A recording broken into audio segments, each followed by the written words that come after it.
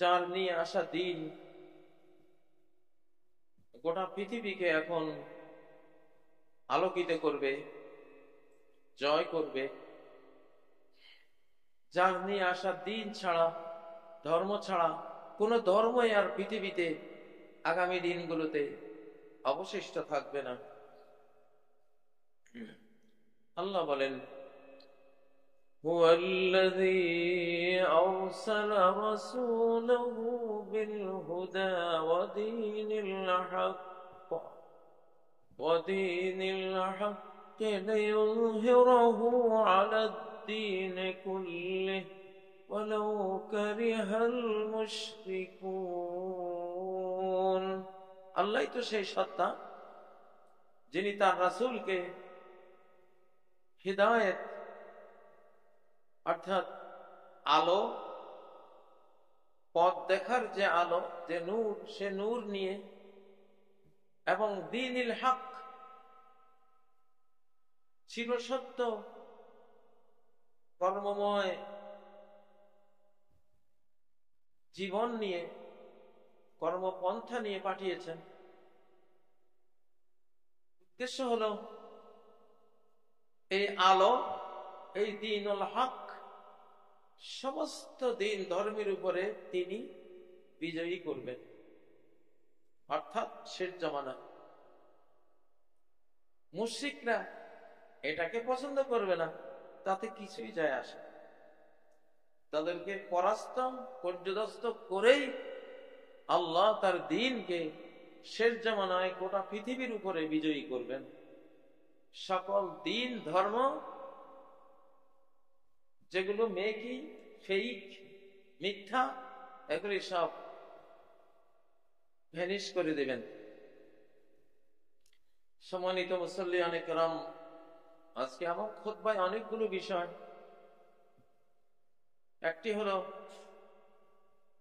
মুফতি মুহিবুল্লাহ ইমাম সাহেব, যাকে ইসকন কিডন্যাপ করে পঞ্চগড়ে নিয়ে নির্যাতন করেছিল, পথেও পঞ্চগড়েও।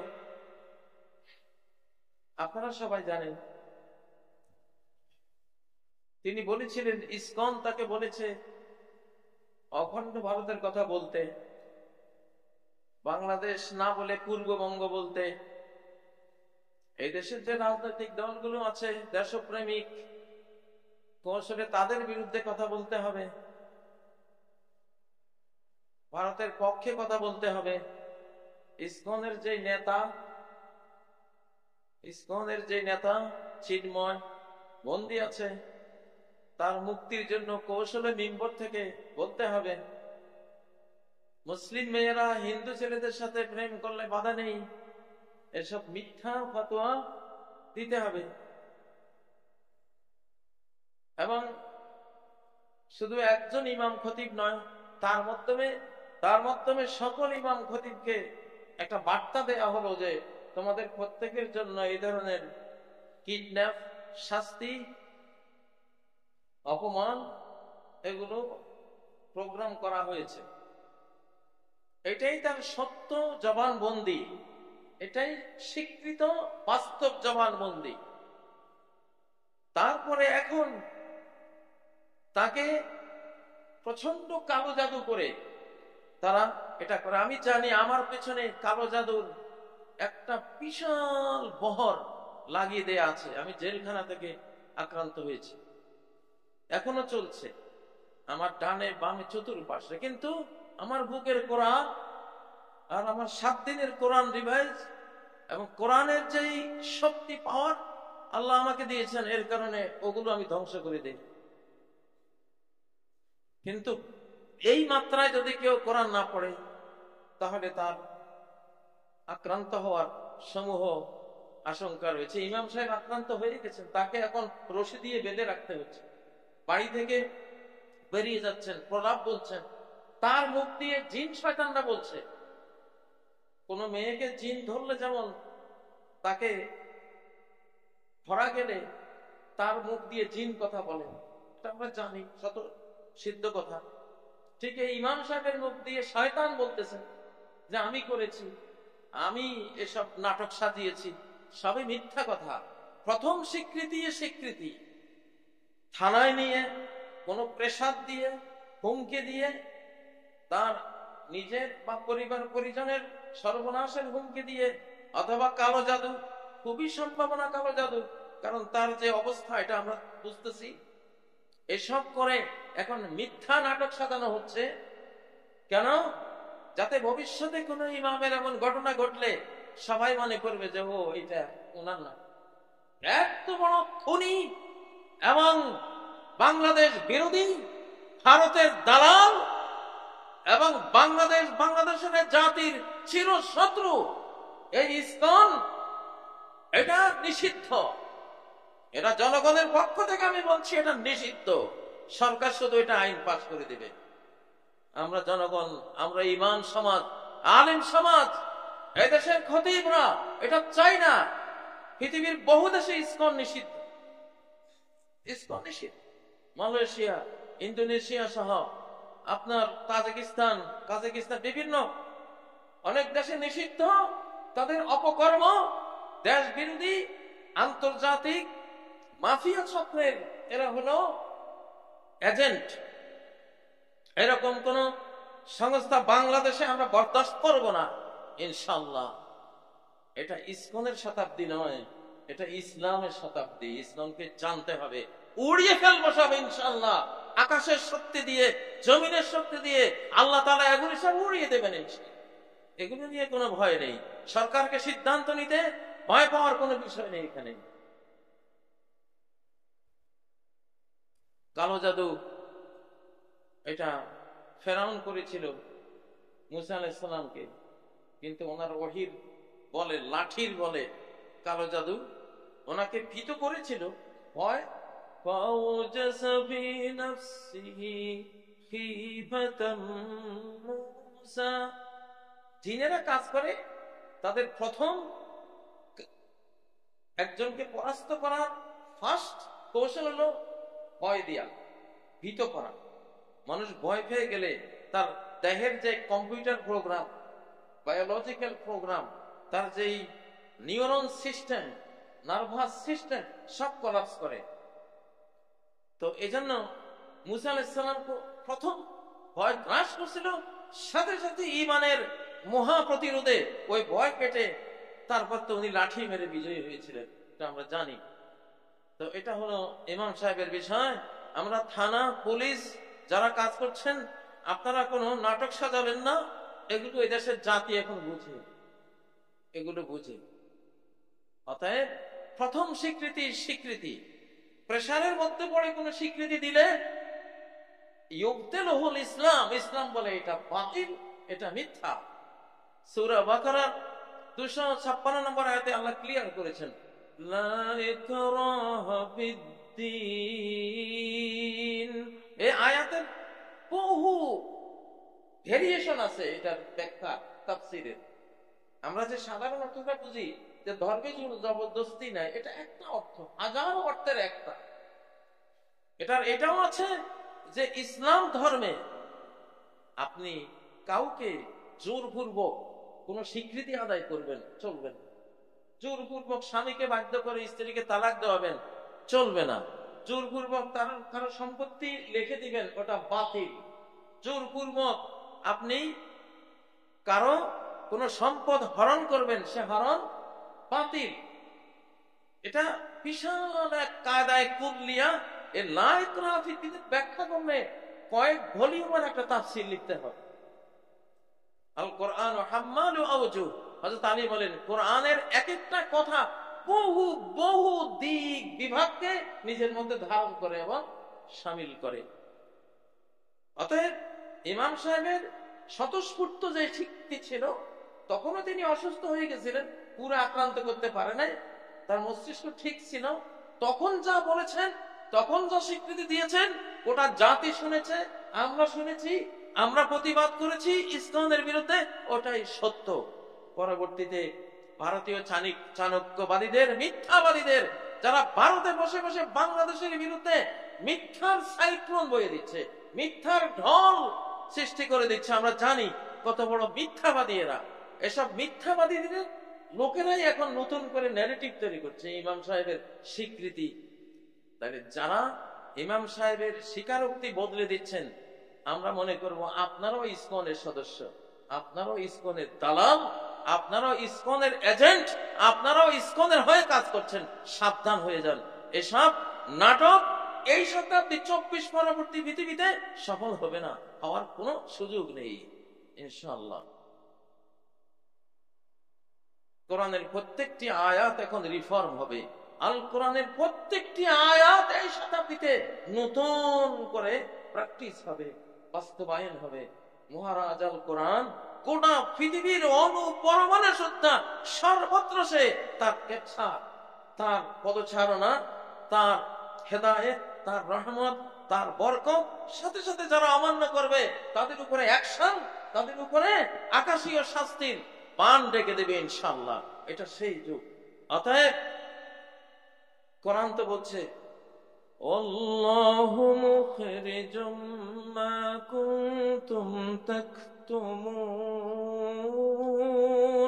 সূরা আল বাকারা আল্লাহ বলছেন গরু জবাইয়ের কাহিনী, তোমরা যা কিছু লুকিয়ে রাখো আল্লাহ সে সব কিছুকে বের করে প্রকাশ করে দেয়। এখন আর লুকাবার সময় নেই, কারণ আখেরাত কাছিয়ে গেছে। আখেরাতে সব লুকানো জিনিস হাসরের মাঠে প্রকাশ পাবে। তো সেই হাসরের মাঠ এখন সামনে। একটা বৃষ্টি যখন ঘনায়, বড় বৃষ্টি, সাইক্লোন যখন ঘনায়, বঙ্গোপসাগর যখন সাইক্লোন তৈরি হয়, ঢাকার মধ্যে বৃষ্টি শুরু হয়, রংপুরে বৃষ্টি শুরু হয়, রাজশাহীতে শুরু হয়, তাই না? তো হাসরের মাঠে তৈরি হয়ে গেছে, রেডি হচ্ছে, সমস্ত গোপন প্রকাশ করে দেবে। তো সেটার প্রকাশের অবস্থা তো শুরু হয়ে যাবে। এই জন্য কোন জিনিস এখন আর লুকানো যাচ্ছে না, সব বেরিয়ে আসতেছে, সব প্রকাশ হয়ে যাচ্ছে। অতএব আর লুকাবার চেষ্টা করে লাঞ্ছিত হবেন না, অপমানিত হবেন না, ধরা খাবেন না, সব প্রকাশ হয়ে যাবে ইনশাআল্লাহ। দ্বিতীয় যে বিষয়টা, আমাদের পার্বত্য চট্টগ্রামের ব্যাপারে ত্রিপুরার সম্ভবত উনি ত্রিপুরা সরকারের যিনি আছেন, পারমা সম্ভবত নাম, তিনি আমাদের পার্বত্য চট্টগ্রাম,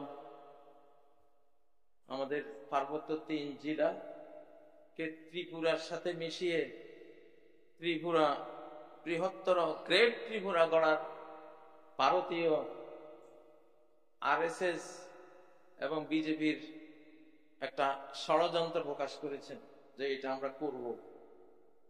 আমরা আগে থেকে জানি এটা। আপনারা বাংলাদেশকে নিয়ে 71-এ আপনারা মোটেও এক কানা করিও আমাদের দরদে আপনারা ব্যয় করেন নাই। একটা চাল, একটা গমও আমাদের বাংলাদেশিদেরকে আপনারা আমাদের সাথে খাওয়ার নাই, নিজেদের সাথে খাইয়েছে। বাংলাদেশকে বগল দাবা করে রাখার বদনিয়তে মুখে শেখ ফরিদ, বগলে ইট। ভারতীয় চাণক্যবাদীদের এক কথা যদি পরিচয় জানতে চান, মোদির পরিচয়, এই বড় বড় নেতাদের পরিচয় যদি জানতে চান আমাকে, যে ভাই এরা কেমন, তা আমি সেই ঐতিহাসিক কথাটা বলবো যে মুখে শেখ ফরিদ, বগলে ইট, এটা হলো ওনারা। আর দ্বিতীয় কি, সর্ব হইয়া দংশন কর, পূজা হইয়া ঝাড়ু। এই বাংলাদেশে যত জঙ্গি নাটক, সব কিছু ভারতীয় জঙ্গিদের নাটক, ভারতীয় বিজেপি আরএসএস জঙ্গিদের নাটক, সবগুলো একবারে মুঠা বেঁধে, এটা জানি আমরা দেখেছি, আমরাও শিকার হয়েছি। আমরা যারা বেঁচে গেছি, আমরা বাঁচিয়েছি, আমরা দেখেছি। এটা ওনাদের। ইনশাআল্লাহ এখন মুসলিম মানচিত্র ওনারা দখল করার দুঃস্বপ্ন দেখছেন। আমি তো বলি আপনাদের মানচিত্র রক্ষার চেষ্টা থাকুন, আমাদের মানচিত্রের দিকে হাত বাড়াবার সেই সময়ও আর আপনাদের নাই। সেই পাওয়ারও নাই। নিজের মানচিত্র, নিজের ভারত, আপনারা তো অখণ্ড ভারতের স্বপ্ন দেখেন, আর আমি বাস্তবে হাদিস থেকে বলেছি খণ্ডিত ভারতের ভবিষ্যৎবাণী।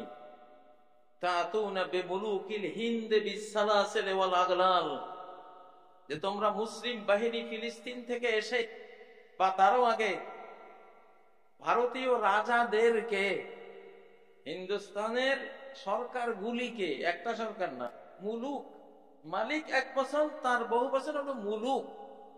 তার মানে ভারতে এক সময় খণ্ডিত হয়ে 9-10 খণ্ড হয়ে 9-10 বাদশাহ, 9-10 রাজা, 9-10 সরকার হবে। সবগুলির মুঠা বেঁধে মুসলিমরা নিয়ে আসবে বেমুলুকুল হিন্দে বিসালাসিল। সালাসিল হলো পায়ের শিকল, লোহার শিকল দিয়ে পা গুলি বেঁধে, ওয়াল আগলাল, আগলাল হলো হাত আর ঘাড়ে একসাথে করে যে বাঁধে ওইটা, এই দুইটা দিয়ে বেঁধে তোমরা অ্যারেস্ট করে নিয়ে যাইবা। এই হাদিসটা বহু আগে উপহার দিয়েছিলাম।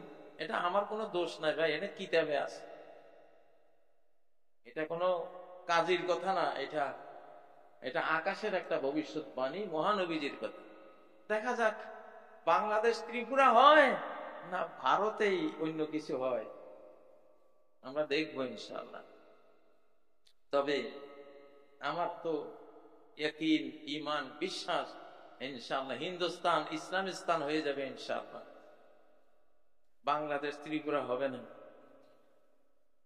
হ্যাঁ, अरे कम वक्त पीछे की तरफ देख, দুর্ভাগা তোর পিছনে কি ওটা দেখ, আমি সামনে আছি, আমারে দেখা তোর দরকার নেই, আমি ঠিক আছে। আমাদের মুসলিম হওয়ার আর সময় নেই ইনশাআল্লাহ। অতএব এবারে স্বাধীনতার জন্য বাইয়াত নেব ইনশাআল্লাহ, আমি নিজে নিচ্ছি, আমি শুরু করেছি স্বাধীনতার বাইয়াত নিচ্ছি আমি। স্বাধীনতাই ইসলাম, ইসলামী স্বাধীনতা। আমি তাফসীর পরে করব।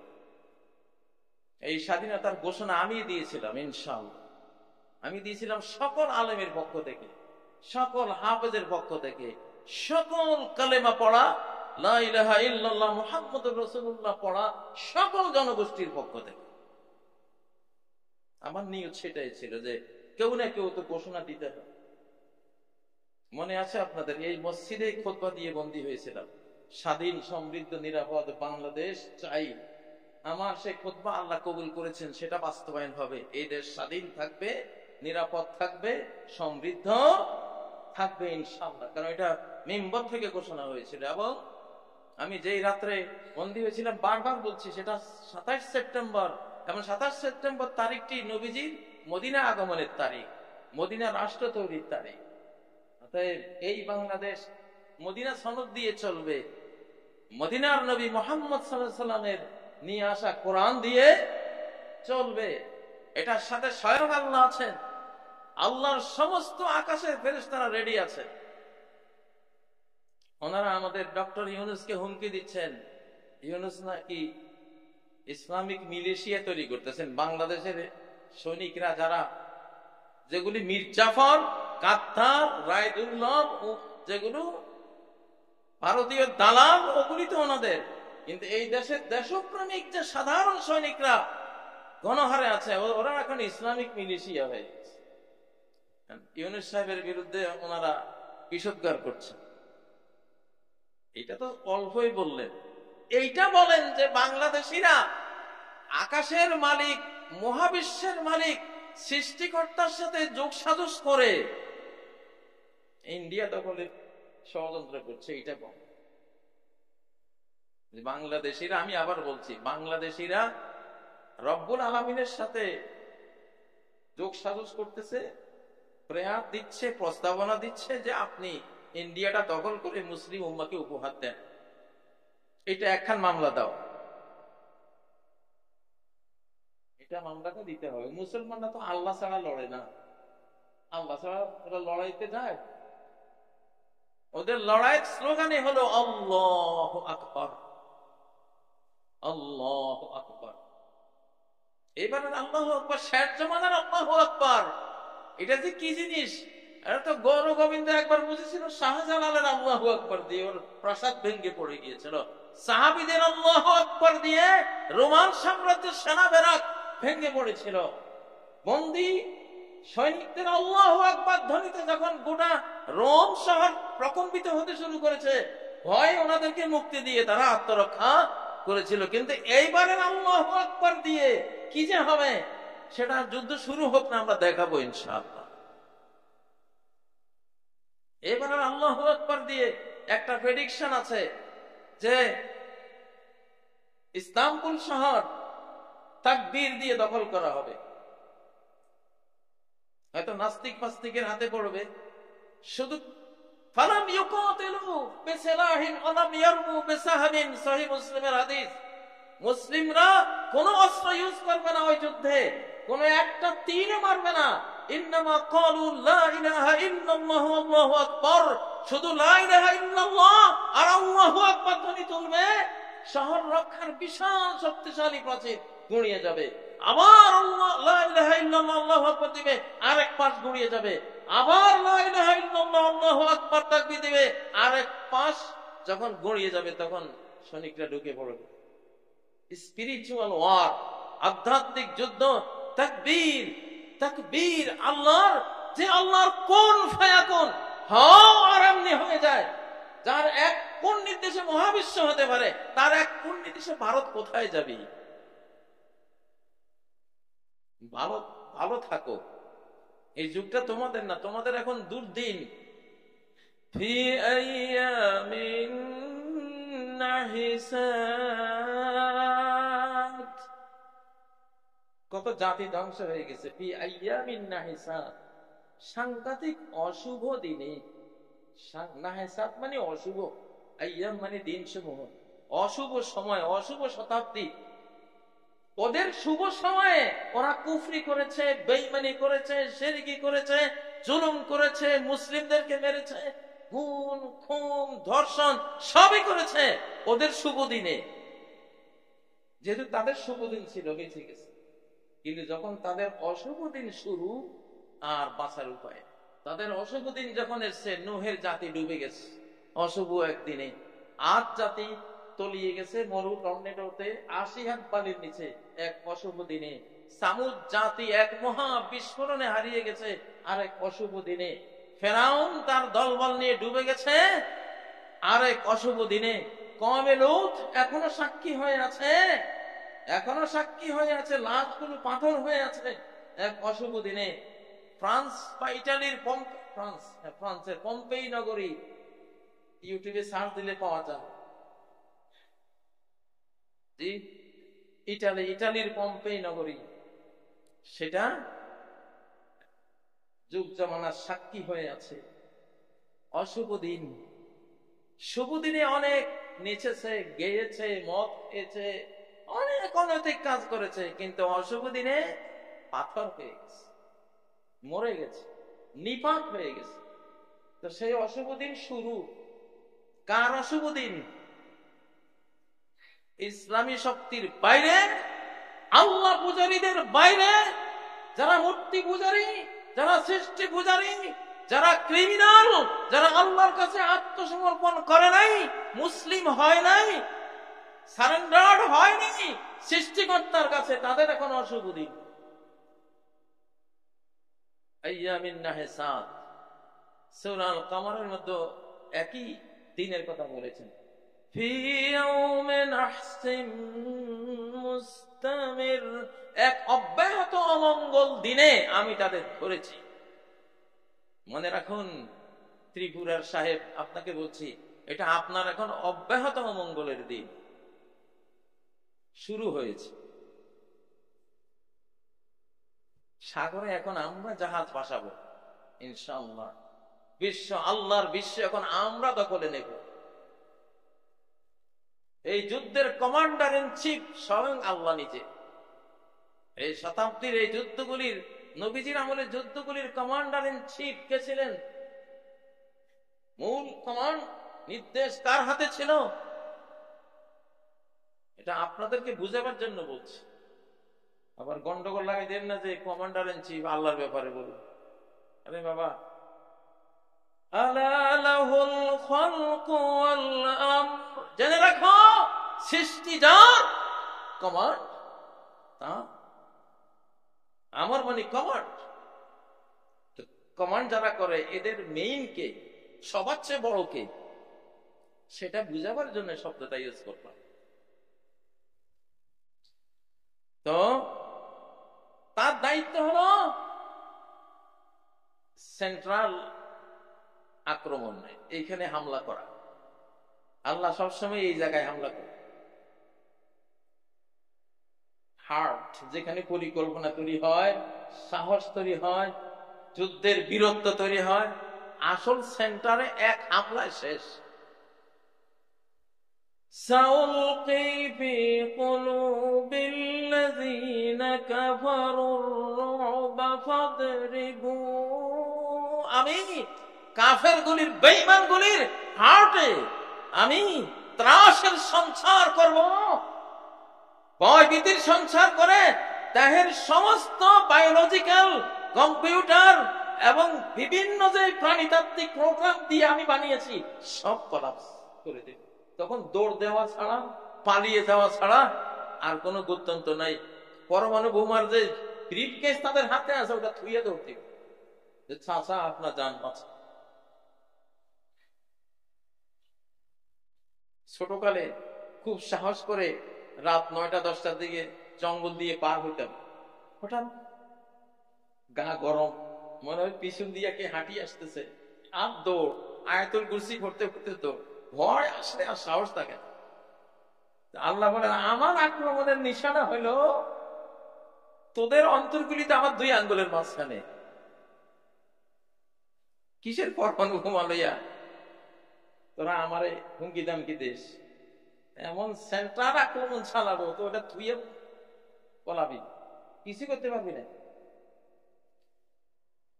আল্লাহর আক্রমণ, এই যুদ্ধে বাংলাদেশের সাথে যে যুদ্ধ হবে সামনে যদি আসে, এটার কমান্ডিং আল্লাহ থেকে আসবে।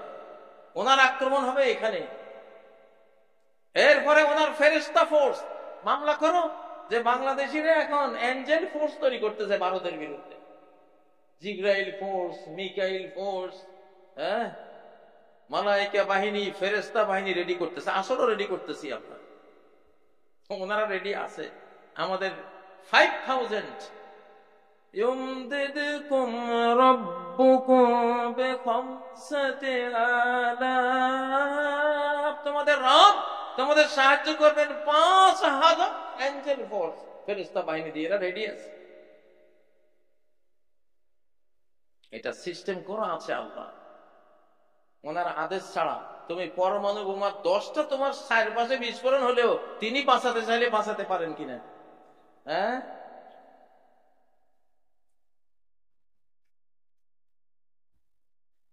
আল্লাহর সাথে পাঙ্গা নিও না কেউ। ফাজলামি অনেক হয়েছে, এই শতাব্দীতে কোনো ফাজলামি চলবে না। কোন অস্ত্র মস্ত্র, পরমাণু বোমা টোমা এগুলি বাহ্যি, এগুলি কিচ্ছু না। আল্লাহ শক্তির সামনে এগুলো কিচ্ছু না। অতএব বাংলাদেশ আল্লাহর সাথে কথাবার্তা বলছে ইন্ডিয়া নিয়ে, এটা মামলা দাও। বাংলাদেশ ফেরেশতা বাহিনী রেডি করতেছে, এটা আর একটা মামলা দাও। ফেরেশতাদেরকে অ্যারেস্ট করতে পারলে করো। জিবরাইল আমিন, ওনার 600 পাখা, লাহু সিদ্দু মিআতে জানা, এক ফেরেশতার 600 ডানা। একটা ডানা দিয়ে লূত আলাইহিস সালামের গোটা রাষ্ট্রটাকে আকাশে তুলে উল্টাইয়া ছেড়ে দিছে। তোমার গোটা ভারতের উল্টাইয়া এমনি ফেলে দিতে জিবরাইল আলাইহিস সালামের ডানা একখানে যথেষ্ট। সেই জিবরাইল ফোর্স রেডি, ফেরেশতা ফোর্স রেডি, ইনশাআল্লাহ। বাংলাদেশের লগে পারবা? বাংলাদেশের বৃষ্টি হইল বাংলাদেশের ডিফেন্সিভ বৃষ্টি, ডিফেন্ডার রেইন। বাংলাদেশ বৃষ্টির ভয়ে আলেকজান্ডার দ্য গ্রেট এই দেশে আসে নাই। চতুর্দিকে 700 নদী, পানি, বৃষ্টি, বন্যা, এখানে গেলে তো পানি বাড়ি ফেলাইবে। কুমিরের লগে কেউ লড়ে না কেন? বাঘ, সিংহ, ভালুক, এরা কত বড় শক্তিশালী। পানিতে কুমিরের সাথে লড়তে যারা সবাই জানে। কুমিরে কি মারবো? আমার পানি তো আগে বাড়ি ফেলাইবো। আমার ঠিক না? বাংলাদেশ হলো কুমির, এটা এটা হলো 20 কোটি কুমির আছে মনে করে, এগুলো আমরা সবাই পানির সাঁতার জানি, ডুবাইতে জানি, ঠিক না? এটা তোরা হলি ডাঙ্গার বাঘ ভাল্লুক, আর আমরা হলাম এই এই সুজলা সুফলা দেশের সবাই কুমির। আমরা পানির নিচে খালি নিয়ে ধরি রাখবো, পানি মারি ফেলাইবো নাকি? পাকিস্তানের সেনাবাহিনী এই দেশে কুলায় না, পারে নাই কেন? এত দুর্দান্ত বাহিনী, বর্ষাকাল আসছিল, বেচারারা পানি পানিতে ডুবেই তো যান যাওয়ার অবস্থা, কি যুদ্ধ করবে? তোদের অবস্থাও সেটা হবে ইনশাআল্লাহ। আকাশের জন্য এবার লম্বা বর্ষা দিয়েছে, লম্বা বর্ষা, একদিকে রহমত, মুমিনের জন্য রহমত, আর ভারতীয় বেঈমানদের জন্য হুমকি। নদী সব তাজা হয়ে গেছে এবারের বৃষ্টিতে, আল্লাহু আকবার। আর বাঁধ তো দিয়ে রাখছো চতুর্দিকে, তোরা বাংলাদেশে ঢুকলে খালি বাঁধগুলো উড়াই দেবো ক্ষেপণাস্ত্র দিয়া। 60-70 দিক থেকে যখন পানি ঢুকবো, তখন তোকে ভারতীয় সৈনিকদেরকে উড়াই নেওয়ার জন্য আর কিছু লাগতো না। ফারাক্কার পানি, ওই যে আর আরো আরো কি জানি কতগুলি বান্না দিয়ে রাখছে, এগুলি বাইরে দিলে হবে। সে যুদ্ধের সময় তো ভাঙবই আমরা, যুদ্ধ লাগছে আর কিসের কি, তখন তার কোন নিয়ম নীতি থাকবে না, ঠিক নয় কি? ইনশাআল্লাহ এসব অবৈধ বাঁধ মুসলিম বিশ্ব 57 দেশ থেকে ক্ষেপণাস্ত্র উড়ে আসবে। বাংলাদেশে কি আছে নাই এটা চিন্তা করলাম, তুরস্ক থেকে আসবে, আলজেরিয়া থেকে আসবে, তারপরে ইরান থেকে আসবে, খোমেনি তো রেডি আছে ইনশাআল্লাহ তোদের এসব বাঁধ উড়িয়ে দেওয়ার জন্য। 57 মুসলিম দেশ একযোগে ঝাঁপিয়ে পড়বে ইনশাআল্লাহ। মুসলিমরা এখন ঐক্যবদ্ধ, মুসলিমরা শুধু সরকারগুলি 57 রকম, জনগণ এক, জনগণ এক। এমন চুক্তিও হয়ে যাবে যে এক দেশ আক্রমণ করলে 57 দেশের উপরে আক্রমণ হিসাবে ধরা হবে, সেটা অচিরেই হবে ইনশাআল্লাহ। অতএব বাংলাদেশের মানচিত্র 2 লাখ 2.5 লাখ না, বাংলাদেশের ইন্টারন্যাশনাল মানচিত্র, একটা লোকাল মানচিত্র, এটা খালি বাড়তে আছে বঙ্গোপসাগরের দিকে, আরো বাড়বে, সাইডে ফাইডে আরো বাড়বে ইনশাআল্লাহ। আর বাংলাদেশের ইন্টারন্যাশনাল মানচিত্র হলো 4,17,00,000 প্লাস। কত? 4,17,00,000 প্লাস বর্গ কিলোমিটার। আমাদের 57 মুসলিম রাষ্ট্রের মানচিত্র, প্রায় 4.25 কোটি। সারা পৃথিবীর আমেরিকারও মানচিত্র এত বড় নাই, রাশিয়ারও নাই, অস্ট্রেলিয়ার নাই, ইউরোপের নাই, কারোই ইনশাআল্লাহ। অতএব বাংলাদেশ হলো হাতির লেজ। ইন্দুরে যদি হাতির লেজ একটু ছোট্টখাটো দেখে নাড়া দেয়, আর হাতিটা একটা গড়ানি দিলে তো কটা তোর ইন্দুরে 14 গোষ্ঠী চাপ হয়ে যাবে, ঠিক না? ইনশাআল্লাহ আজকের খুতবাটা একটু গরম দিলাম, কারণ পার্বত্য চট্টগ্রাম নিয়ে আমাদের যুদ্ধে যেতেই হবে, যুদ্ধে যাবে ইনশাআল্লাহ, আমরা যাব। আর বাঙালিরা গায়ে ছোট, আকলে বড়, এই জন্য সবাই ড্রোন বানানো শুরু করবে। এই বাংলাদেশের বিজ্ঞানী যারা আছে, যত প্রযুক্তি, আরামায়েসে ঘরে বসে যেন 500,000 কিলোমিটার দূরে মেরে দিতে পারো, সবাই এরকম প্রযুক্তি অর্জন করো। কয়দিন আগে দেখলাম তুরস্ক কত দুর্বল, আজকে তুরস্কের ড্রোনের সামনে সারা পৃথিবী উপকার। ইনশাআল্লাহ ড্রোন বানাও, ক্ষেপণাস্ত্র বানাও, বিমান বিধ্বংসী কামান বানাও, এমন বন্দুক বানাও, এই যে লেজার বন্দুক, খালি আলোটা সুইচ টিপলে আলো যাই মেরে দিবে ইনশাআল্লাহ। বাঙালি প্রযুক্তিতে বড়। ব্রিটিশরা স্বীকার করেছে যে আমরা বাংলাদেশে, এই উপমহাদেশে, সারা ভারত উপমহাদেশে হেরেছি বাঙালির চিকন বুদ্ধি আর পাঠানের গায়ের শক্তির কাছে। আবার দুটোটা একসাথে হয়েছে, আবার সেটা একসাথে হয়েছে ইনশাআল্লাহ। আল্লাহ তাআলা আমাদেরকে, আমাদের এই বাংলাদেশের, এটা মুসলিম মানচিত্র, এটা কোরআনের মানচিত্র, এটার জন্য যে জীবন দেবে সে শহীদ ইনশাআল্লাহ, একেবারে খাঁটি শহীদ। এই মুসলিম মানচিত্রে এখানে অমুসলিম যারা থাকবে তাদের উচিত এই মানচিত্রের সম্মান করা, আর আমাদের উচিত তাদের প্রতি জাস্টিস করা, ন্যায় নীতি। তারা যা পাওনা, তারাও আমাদের একটি অমুসলিম জাতি হিসেবে সমান অধিকার। তারা সংখ্যালঘু না, আমরা সংখ্যালঘু বলি না। সংখ্যালঘু ভাষাটাই আমাদের ইসলামে নাই। এখানে যারা চাকমারা আছে তারা একটা জাতি, একটা জাতীয় সম্মান তাদের আছে। অন্য যারা আছে তারা এক একটা জাতি, হিন্দুরা এখানে একটা জাতি হিসাবে আছে। কিন্তু কেউ যদি ভারতের সাথে চক্রান্ত বা বিদেশি শক্তির সাথে চক্রান্ত করে, তখন তার এই জাতীয় দায়িত্ব আর থাকবে না, জিম্মা, তাকে রক্ষার জিম্মা আর থাকবে না। এটা মনে রাখতে হবে। তো আল্লাহ তাআলা বাংলাদেশকে হেফাজত করবেন ইনশাআল্লাহ। বাংলাদেশ যেহেতু একটা শতাব্দী পেয়ে গেছি, আমাদের নিজস্ব শতাব্দী, এখন আকাশ সক্রিয় আছে। আল্লাহ নিজে আকাশকে সক্রিয় করে দিয়েছেন, তার সমস্ত ফেরেশতা বাহিনী সক্রিয় আছে, তার সৃষ্টি প্রকৃতিকে তিনি সক্রিয় করে দিয়েছেন। ইনশাআল্লাহ ব্যাঙে মারবে, চার পোকায় মারবে, পঙ্গপালে মারবে, রক্তে মারবে। হ্যাঁ, আল্লাহর মশা, বাংলাদেশে তো মশার অভাব নাই।